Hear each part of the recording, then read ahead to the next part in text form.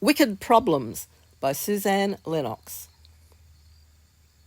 The look on her face mirrored the thunder that was rolling over her. A deep scowl creased her face. She hated everything and everyone. "Hello there, I didn't see you." She glowered up at him, anger sparking in her eyes at being disturbed. Her white-hot anger was like the lightning forking along the horizon, going in all directions.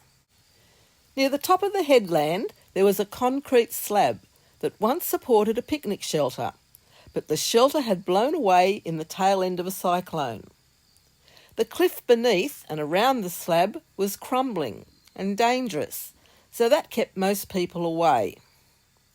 She was tucked in amongst the overhanging vegetation out of the wind, and this wild weather perch was her favourite place when she needed to think. But her thoughts were all over the place, and she couldn't order them to suit. He could feel the hostility emanating from her. Gingerly, he sat down on the opposite end of the slab. Still she glowered. "My mates and I have been surfing up the coast for the weekend, but I needed to get away for a bit. Mind if I sit here?" She stayed mute and turned her head away from him. He was a tall, skinny man with messy hair, sun-bleached at the ends, and with the strong arms and broad shoulders of a surfer. He had a lived-in kind of face. They both stared at the waves curling untidily around the exposed rocks and watched the rip forming at the south end of the beach.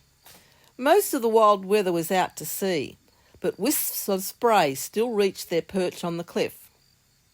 "Oh well, maybe you can help me think about a wicked problem and tell me which solution you prefer." She looked at him with disdain. How could a problem be wicked, she thought. Only people are wicked. He smiled as he guessed her line of reasoning. A wicked problem is one that is very complex, with no logical solutions, so you have to think about them carefully and come up with many solutions. I like thinking logically and coming up with the best solution to a problem, but it is fun to think differently and try out all sorts of ideas for a change. She was unresponsive, but he continued anyway. He outlined his wicked problem and gave detailed reasoning for two possible solutions. He went off on tangents and looked at the problem from all different angles. She sat perfectly still, staring out over the ocean, but he could tell that she was listening intently. Her lips parted as she considered what he was saying. She'd never heard anyone talk like this before. Ideas were zipping around her brain as she listened, and she liked the feeling. He finished his analysis and spread his arms wide with his fingers outstretched. "See, that's a very wicked problem. What's your favoured solution?" Finally she spoke. "First one sucks." I tend to agree." He looked at her afresh. She appeared small and insignificant, tucked in amongst the vegetation, but now that she had relaxed a little, the intelligence shone out of her. She couldn't have been more than 15 years old. "Tell me another one." "Next time. Got to drag my mates out of the pub and get back on the road, or we won't get back to Sydney in time for work tomorrow." He stood up and disappeared up the headland, leaving her deep in thought. Her thoughts had suddenly organised themselves, and it gave her a thrill. Her brain was fizzing with new ideas and abstract thoughts, and that excited her. She liked the idea of a wicked problem. And there was a next time.